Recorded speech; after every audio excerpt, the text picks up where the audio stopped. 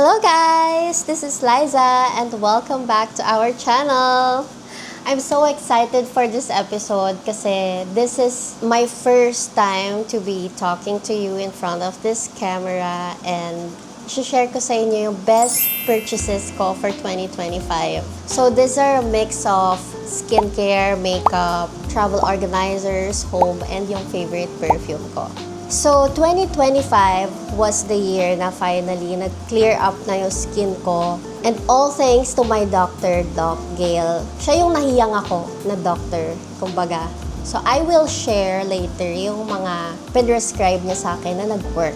This was also the time na nagkaroon ako ng understanding sa skin ko. So, I have a combination skin. Yung T-zone ko is very oily and then yung cheeks ko is very dry.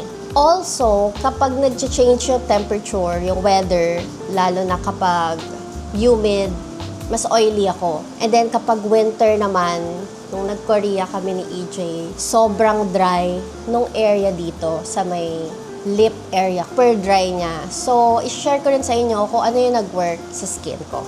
Okay guys, so start na tayo with my favorite makeup. So mostly itong mga i-share ko sa inyo is mga nabili ko sa Korea.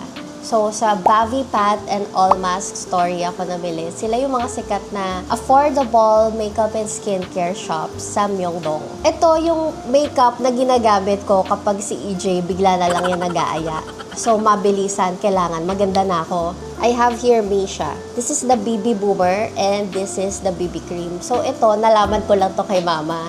And super nag-work din siya sa akin. So itong BB Boomer, siya yung unang ina-apply mo sa skin mo.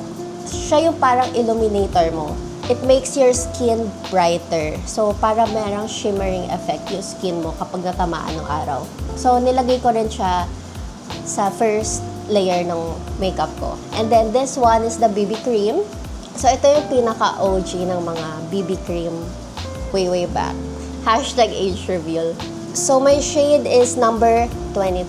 Next ko i-share sa inyo is something na ginamit ko nung prenup namin sa Korea. This is the Shiseido Synchro Skin Self-Refreshing. So, nagpatulong lang ako nito kay ate sa Shiseido Shangri-La na kung ano yung perfect sa skin type ko, which is combination skin. Pina-partner ko siya with the Strokes Foundation Brush. Ayan. Super perfect nila. Maganda yung pagkaka-blend niya sa skin ko. So, very even. Hindi rin siya nagmamark yung brush niya sa skin ko pagka ina-apply ko. Ayan. Yan din yung gamit ko ngayon. So, mapapansin nyo, very strokes lover talaga ako. This is the UV Veil Priming Sunscreen. Pwede siyang as is sunblock ninyo kasi meron na rin siyang SPF 35. Ginagamit ko rin siya as primer. So, siya muna yung ina-apply ko before yung liquid foundation ko. So, this shade is Rosette. And then, nung time naman na sobrang dami ko pang acting, minsan hindi kayang itago nung foundation yung mga chismis ko. So, I'm using yung Naturactor. I'm shade 151. Kayang-kaya niya itago yung mga chismis natin. This is the Strokes Sparkling Champagne. Wait, paglagay nga tayo. Hindi ako nakapaglagay. This is a highlighter. So, dito ko siya nilalagay sa taas ng cheekbones ko. For additional glow. Yan. Oh, this one. This is from Strokes as well. Alam nyo, simula nung na-discover ko to, hindi na ako nag-try ng iba. Microblade Pen Perfector. So, ito yung old nilang packaging and then this one yung bago. Gold na yung cover. Ay! Actually, yung favorite shade ko is Axinite. Kaso nung time na bumili ako, I tried yung ash brown. Okay rin naman. Ayan siya. So, yung biggest compliment ko kapag nagpapa-threading ako, tinatanong ako nila ate kung naka-microblade daw ba yung eyebrows ko. Pero di nila alam, naka-microblade, pen perfector lang ako ni Strokes. Sobrang fine kasi ng tip niya. Ayan. Yan, di natin i-gatekeep yan. For my eyelashes, siguro lahat ng mga can-make lovers dyan makaka-relate sa akin. Siguro lahat ng can-make mascara na na-develop nila ay maganda. And then, nung nag-ikot ako sa store, Natuwa ako dito. This is Can Make Metal Look Mascara. Kasi alam niyo yung lagi nating problem kapag nasa stock up na yung mascara natin. Parang naninigas na siya sa tip. And then pag in-apply mo siya, parang nagdidikit-dikit na. So yung natuwa ako dito, ang tagal na nito sa akin para mag-iisang taon na, hindi ko pa rin siya nauubos. Every time na nilalagay ko siya, well-distributed yung mascara sa eyelashes ko. So yun yung magkagandahan naman ng metal. Metal yung spoolie niya. So, hindi siya nagka-clump dun sa mascara, sa eyelashes natin. Pero, mahirap siyang tanggalin.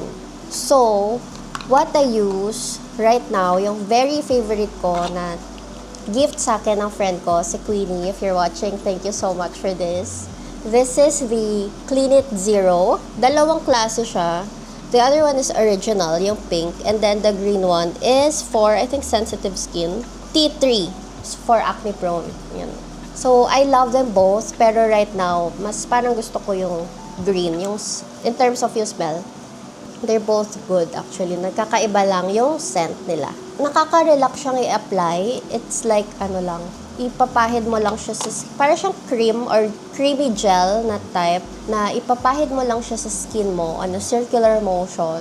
Ayun, natatanggal niya yung mascara. And even yung eyelashes na nakadikit sa aking eyelashes. And speaking of that, so this is my favorite purchase for 2025 na eyelashes. Ito, sobrang nakakatipid ako. This is the Eliza Lambkin. Ayan, so pangalawa ko na to. So wag niyo akong gagayahin guys, medyo tanga-tanga lang ako nung umpisa. Kasi nilagay ko siya sa upper, dito sa taas ng lashes ko. When in fact, dapat pala dito siya sa ilalim ng eyelashes ko. Nung nag-Taiwan kami, ito din yung gamit ko. So, nag-last naman siya ng 2 to 3 days. Iwasan nyo lang siyang mababad sa mga hot shower. So, I'm a type of person na hindi mahilig mag-lipstick. Because, walang humihiyang sa akin. I don't know, sobrang sensitive lang siguro talaga ng lips ko. Every time na nagre-retouch ako, nagda-dry, tapos mahapdi. I'm so happy nung na-discover ko yung Into It. So, tingnan nyo. I have 2 shades. So, mga 3 na ata yung nabili ko. Ito. Nagsastock up ako talaga kasi may times na dahil sobrang init, nagme-melt siya. Yun lang. Lip balm kasi siya. Tinted lip balm ng Into It. So, this is in the shade Raspberry. Ito yung favorite ko. Ayan. Sorry. Ang pangit na niya. Gamit na gamit ko na talaga siya. Wala na rin siya shape. So, dahil nga manipis yung lips ko, bukod sa pag nagli-lipstick ako, madali rin siyang matanggal. The next one na ilalaban ko sa kanya is the Lucky Beauty. Ayan, kita nyo naman. Gamit na gamit ko na din. This is in the shade Wish. Ito din yung mga pinamigay ko sa bridesmaids ko. Kaso lang, I'm sorry bridesmaids kasi nung time na bumili ako nito, out of stock na yung Wish. So, iba-ibang shade yung binigay ko sa kanila based dun sa personality nila. So, the Wish is on the shade na pink. Sobrang pink. Dumating tayo sa era na sobrang uso yung pink. And I'm so sorry, gamit na gamit ko na siya. Wala na talaga rin siyang shape. Pag ginagamit ko siya, feeling ko para akong Barbie doll. Very hydrating na talaga siya. Hindi rin sumasakit yung lips ko sa kanya. So, ibig sabihin, hindi ganun katapang yung ingredients. Move on naman tayo sa mga blush. This is their EB Pro Blush Palette, Muted Palette na pastel. Super nice kasi parang pag nalilito ko kung ano yung gusto kong color, parang kung depende na lang sa mood ko, mamimili ako. So ano na siya, 4 colors in 1. So right now, yung gamit ko is this one. Super nagustuhan ko siya and pinapartner ko siya dito sa Real Techniques na mini contour brush. So, binili ko yung set nito and super cute, very travel friendly din siya. Ito din yung ginamit ko nung prenup namin. So, ako lang yung nag-makeup sa sarili ko nung self-makeup tayo nung prenup para makatipid, di ba? Also, super love ko rin mag-makeup kasi kabisado ko na yung mukha ko and para hindi rin masyadong makapal. Very natural look lang yung gusto ko ma-achieve ng prenup namin. So, ayun. Kung hindi nyo pa napapanood, guys, naka-upload dito sa channel namin. Ilalagay ko yung link.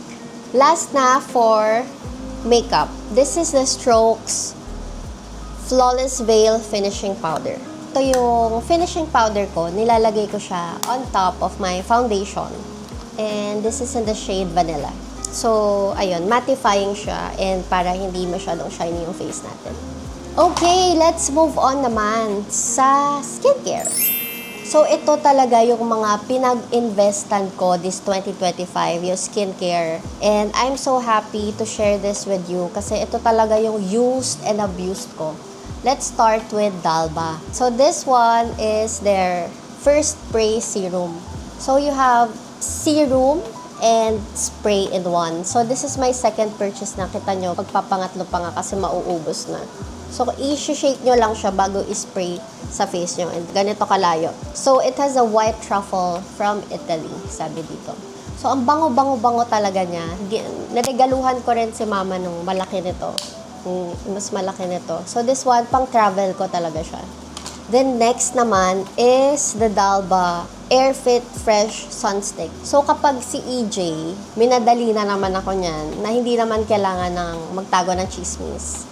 Ito na lang din yung ginagamit ko. This is my everyday sunscreen. This is a sunstick. So, ang bango-bango din niya, guys. So, i-apply ko lang siya ng ganun. 2 layers. Para sure tayo na covered yung buong skin natin. And then, I still use yung kamay ko to spread it evenly. Yan. And then, ito, isi-share ko na rin. Ginamit ko din siya and then binigay ko na kay EJ kasi kailangan din yun na sunstick. This is from Beauty of Joseon naman, na mattifying. Napansin ko kasi, nang ginamit niya yung ibang sunscreen, sobrang oily rin kasi niya.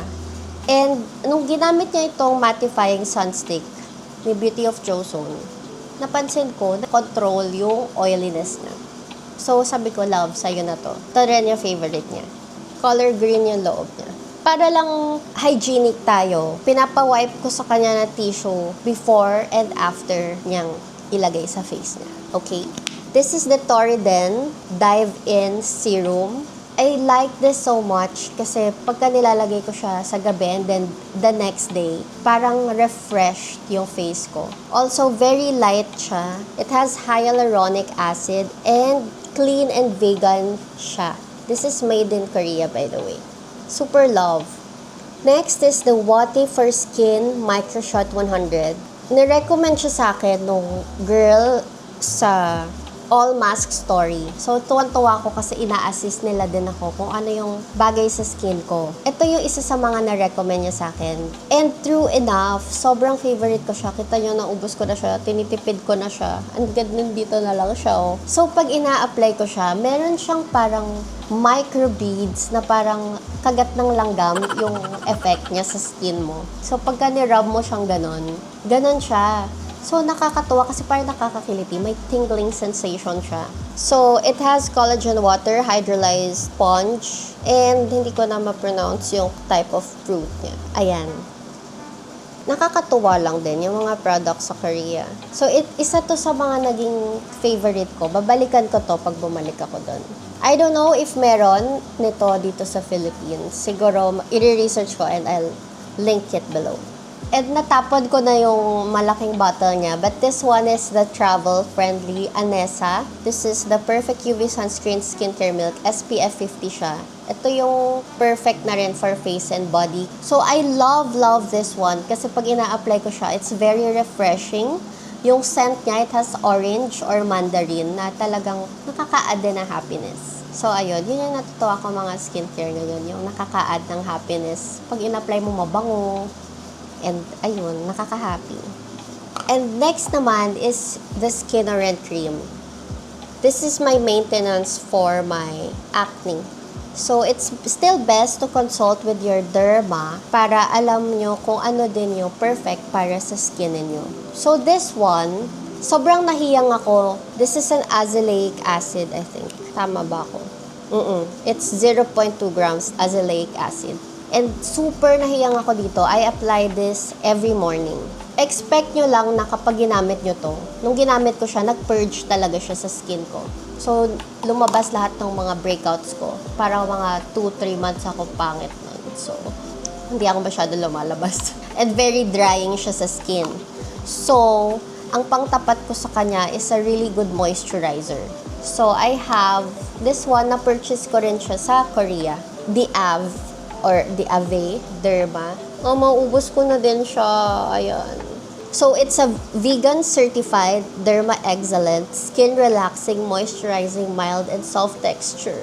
Oh, mabibis ko to. So, babalik ako doon this year. So what I super love about this, kasi nung nagpa-recommend ako, sobrang dry nung upper lip ko. And then, ito yung na-recommend niya sa akin.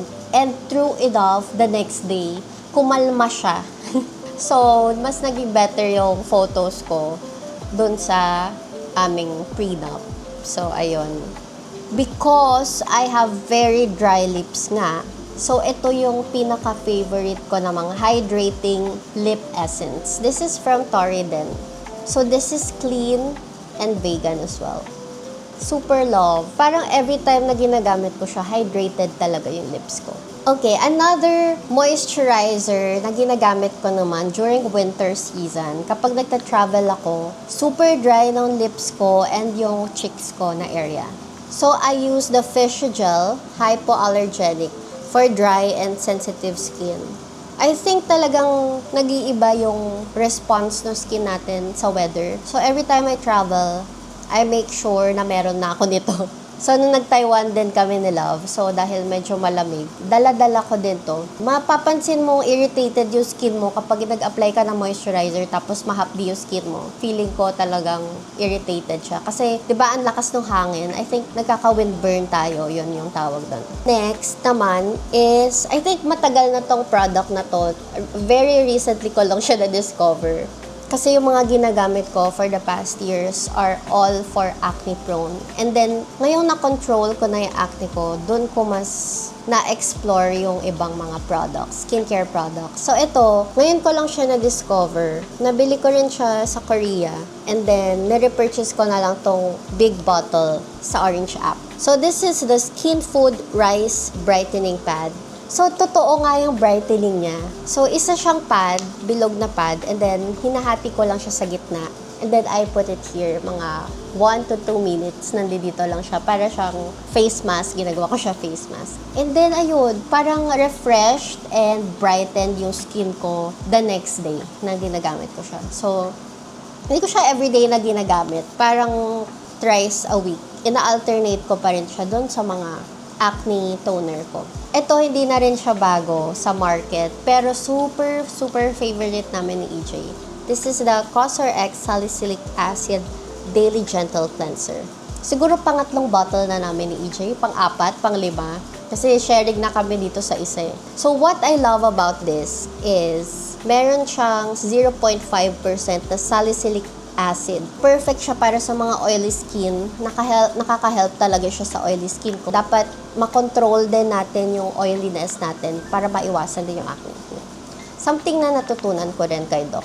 And bukod doon, mabango din siya. Alam mo, dami ko kasing na-try na cleansers for acne na sobrang tapang nung amoy. And this is something na parang pag nagki-cleanse ka ng skin mo, gusto mo din yung parang mabango, yung nakaka-happy, ganun. My favorite body oil right now. So, after shower, instead of applying lotion, ang nilalagay ko is body oil. Siguro dahil mas hydrating siya. Parang siya yung mas kailangan ng skin ko ngayon. Ganun. So, anyway, this is an olive scent. Super love. Kaamoy niya yung all-time favorite natin sa The Body Shop. Ayun, kaamoy niya. And every time na ina-apply ko siya, bangong-bango si EJ sa akin. So, ayun, nakaka-happy din siya. Ayun, super love. Next is hair care naman. Dapat din nating alagaan is yung ating hair and scalp. I'm very happy na na-discover ko na rin yung product na naka-help sa dandruff ko. Lagi ko yung dilemma parang yung hindi masyadong matapang yung amoy ng mga dandruff shampoo na ginagamit natin. Pero alam mong nakaka-heal. I discovered this through my Derma, the Subalm Scalp Care. Nagulat ako na available na din siya sa ibang drugstores and supermarket. So, this is the Subalm Scalp Care. This is perfect for itchy, dry, and flaky scalp. So, I super duper love this. I use this twice a week. as recommended by my derma. So yun, no more itchy scalp for me. So super happy ako doon na discover ko na siya this year. So I can use any shampoo na perfect for my hair. Kung nagpapacolor ako, I use purple shampoo. This one I discovered din sa mga influencers na idol ko. This is the Mediol Scalp Strengthening Nutrition Essence. Dahil grabe din maglagas yung hair ko the past months, naka-help siya. It's very relaxing kapag ka in-apply mo siya. Nilalagay ko rin siya kay EJ. So, spray mo lang siya sa scalp mo and then you're gonna massage like that. So, ayan. Hanggang likod yan. So, meron siyang cooling effect. So, nakaka-relax. Hindi ko alam paano to i-pronounce. Miss and Sin. Basta yung perfect serum niya. I got 2. Bagong purchase ko to. So, I tried yung kanilang original serum. Ay, sobrang bango. Ang fruity niya. Yun yung perfect description ko sa kanya. So, this one, ito naman yung super rich. Ang bango-bango din niya. Parang at first, try ko nga. So, ilalagay mo lang siya sa tip ng hair mo. Nakakabawas siya ng static hair. Syempre, shiny effect. So, I both love itong Scentilast, yung original. And I must say, itong super rich talaga siya. Mas thick siya, mas sticky actually. Mas sticky siya kaysa dito sa original serum. And I both love them. And the last one for the hair, this is the Dalba Hair Perfume Serum. So, gamit na gamit ko din to kapag halimbawa, kakain kayo sa isang restaurant na sobrang amoy and kumapit na yung food sa hair mo. And then halimbawa, 'di ba, may times na pag nagta-travel tayo, sa gabi na tayo naliligo and then the next day, diretso na tayo sa aura natin. And then ang secret ko lang is to use this one. So amoy bagong ligo ka na. So it is a rose freesia. No, mabango talaga siya. And that's it for the hair care products, guys. Before we proceed to our next video, our last few products actually, please leave a heart emoji naman if you made it through this video. So I know na nagustuhan nyo yung mga nirecommend ko so far. This next product, guys, is something na sobrang special. This is a gift from my mom. This is the Dyson Multi-Styler. So, it has a few attachments. Siguro 1, 2. It has 6 attachments. And yung gamit na gamit ko, of course, is yung pang blow dry. This one. So, meron siyang 3 modes for the air. 3 modes naman for the cold and heat. So, cold, medyo mainit, at sobrang init. Ito, on and off. And then, ito naman yung pang-lock.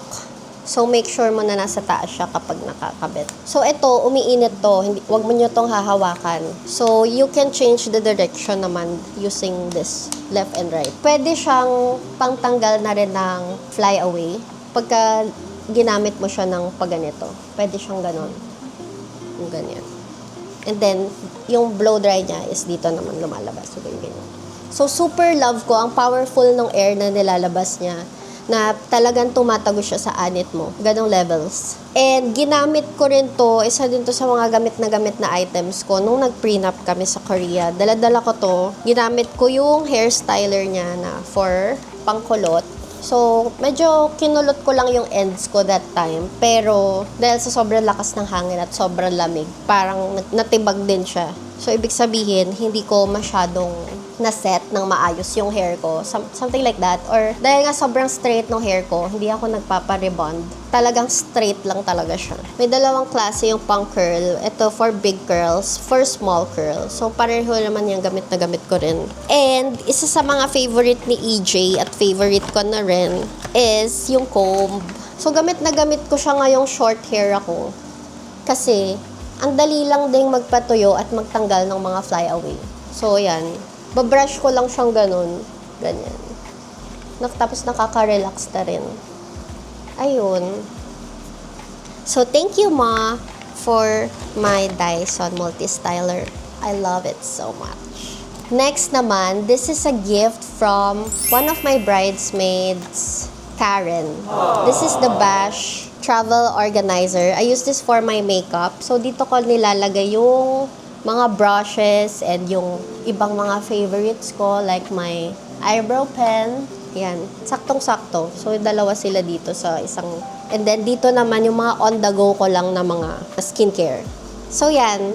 Perfect and very compact. Madali lang ding dalhin. Last 2 products na lang na sabay ko nang ipapakita. This is Snuggle Super Love Fabric Freshener. So, ini-spray ko siya kapag nagsisteam ako. So, this is the Blooming Bouquet and this is the Huggable Cotton.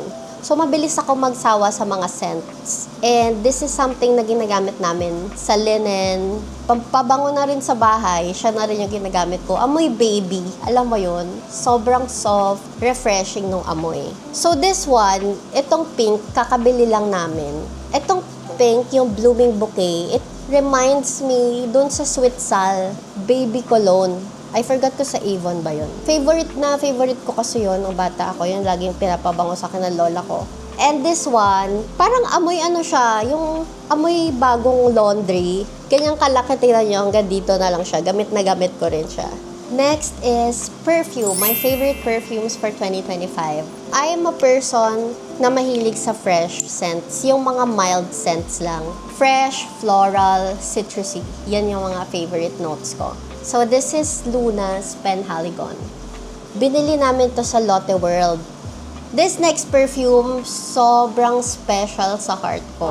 Kasi nung nahanap ko siya sa Taiwan, isa siya sa mga parang sinasabi nilang affordable luxury perfume. It's a Flower Pander sa Taiwan in Heaven Scent. It's Eau de Parfum. And sobrang fresh nung scent niya. It reminds me of the discontinued perfume ni Abercrombie, which is the... You know what? Nakalimutan ko na din. Basta, I remember it so vividly na yung packaging niya is transparent na white. And I forgot kung siya ba si Abercrombie 8 or it has something to do with the year. Kung yung parang 1857 or 1957. Hindi ko na talaga maalala. It's a favorite college perfume. And nung naamoy ko siya, maiyak-iyak pa ako kasi finally nahanap ko na yung kaamoy niya. Yun nga lang, ang layo na pupuntahan ko. Punta pa akong Taiwan. So, I only got one for now. Ayun, pang everyday perfume ko siya. Sobrang light lang niya. And lastly, this is also a gift from my mom. Mauubos ko na siya. So, refreshing itong scent na to. This is from Aesop, Tacit. Amoy basil siya. Yun yung top note. Super love ko to. Mostly, pinapagamit ko siya kay EJ kasi gusto ko siyang naaamoy. Naaamoy sa iba. Kasi pag ginagamit ko, for some weird reason, natatapangan ako sa kanya. Probably kasi Eau de Parfum siya, talaga matapang. Ayun lang, nakakatuwa rin yung experience kasi nila nung dumaan kami sa store nila mismo, sa SM Aura. Talaga pinapa-experience nila sa'yo yung perfume, yung scent. Thank you, Ma, for this. I super duper love. And that is it, guys, for our best of 2025. I hope you like this video. Please leave a comment below kung alin dito sa mga products na to, yung mga ginagamit nyo na din. And kung ano pa yung mga gusto nyong i-try. Amazing 2026 ahead. And that's it for now. See you later! I like me better when I'm with you.